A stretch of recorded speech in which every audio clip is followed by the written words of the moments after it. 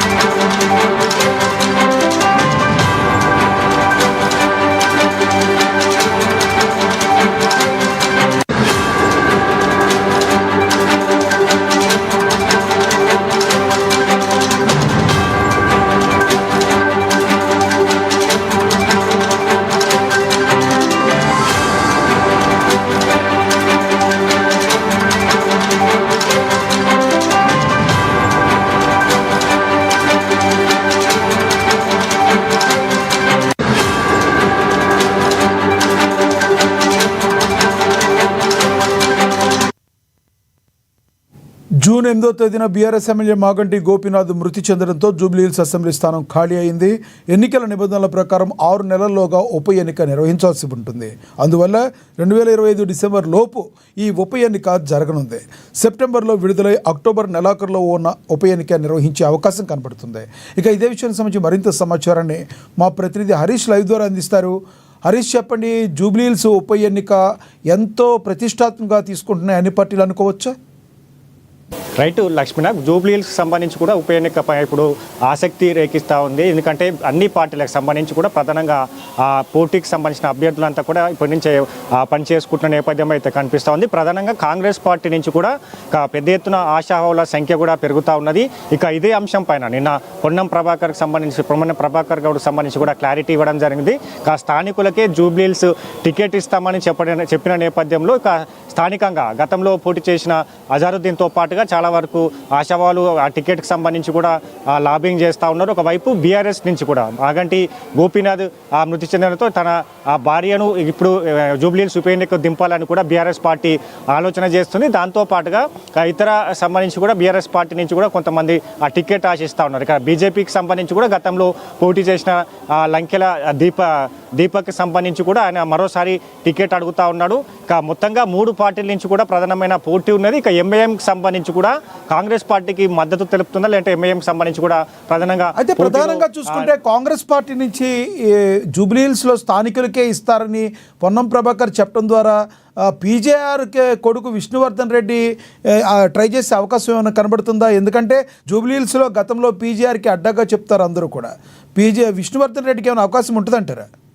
Right, Vishnuvardhan పేరు తెర మీదకి వస్తూ ఉన్నది. తనతో పాటుగా విజయారెడ్డి పేరు తెర మీదకి వస్తూ ఉన్నది. అలాగే రోహిన్ రెడ్డి, ఖైరతాబాద్ సంబంధించి కూడా డీసీసీ అధ్యక్షుడు రోహిన్ రెడ్డి పేరు తెర మీదకి వస్తూ ఉన్నది.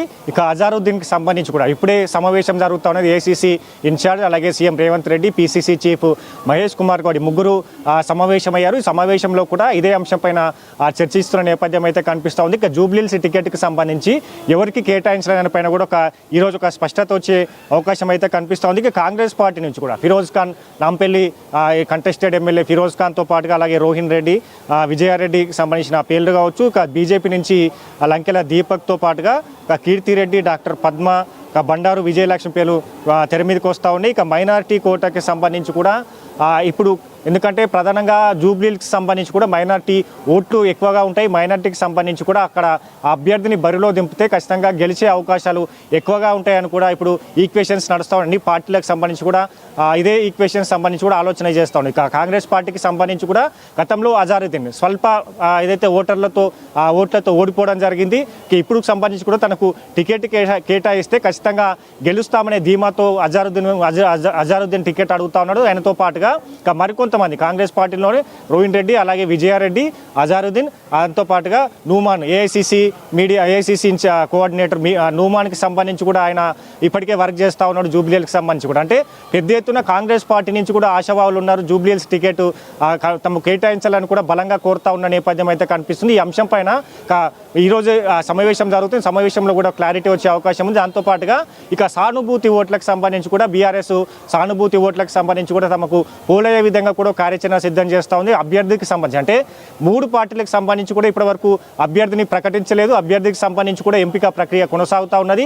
కాంగ్రెస్కి సంబంధించి కూడా ఈరోజు ఒక స్పష్టత వచ్చే అవకాశం అయితే కనిపిస్తూ ఉంది. అజారుద్దీన్కి సంబంధించి కూడా మెజార్టీగా ఆయనకు టికెట్ కేటాయించాలని కూడా కాంగ్రెస్ వర్గాలు పేర్కొంటున్న నేపథ్యం అయితే కనిపిస్తూ ఉంది. కాబట్టి ఈ జూబ్లీహిల్స్ ఎన్నికకు సంబంధించి అంటే జూన్ 8న మాగంటి గోపీనాథ్ చనిపోవడం జరిగింది. 6 నెలల్లో ఎన్నికల నిబంధనల ప్రకారం 6 నెలల్లో ఎన్నిక నిర్వహించాలి. ఇక డిసెంబర్కి సంబంధించి కూడా డెడ్ లైన్ ఉన్నది. ఇప్పుడు సెప్టెంబర్లో నోటిఫికేషన్ ఇష్యూ కాబోతూ ఉంటుంది. ఇక అక్టోబర్లకు సంబంధించి కూడా ఎన్నిక జరిగే ఉన్నది. కాబట్టి ఇక ఈ రోజుకు సంబంధించి కూడా కాంగ్రెస్ పార్టీ ఇక అభ్యర్థికి సంబంధించి కూడా ఒక స్పష్టత వచ్చే అవకాశం అయితే కనిపిస్తుంది. దాంతోపాటుగా జూబ్లీహిల్స్లో మరొక ప్రచార కార్యక్రమాలు కావచ్చు, ఇక ఏదైతే ఎన్నికకు సంబంధించి కూడా కార్యాచరణ కాంగ్రెస్ పార్టీ సిద్ధం చేస్తున్న నేపథ్యం అయితే ఉంది. లక్ష్మీనాథ్, ప్రధానంగా చూసుకుంటే బీఆర్ఎస్ పార్టీకి మాగంటి సతీమణి సునీత పేరు వినపడుతున్నప్పటికీ కూడా అధిష్టానం ఏ రకంగా సునీత పేరుని తీసుకునే అవకాశం ఉంటుందంటారు? కేవలం సానుభూతి ప్రకారమే తీసుకునే అవకాశం ఉంటుందంటారా, లేదంటే మరొకరికి కేటాయించే అవకాశం ఉన్నదంటారా?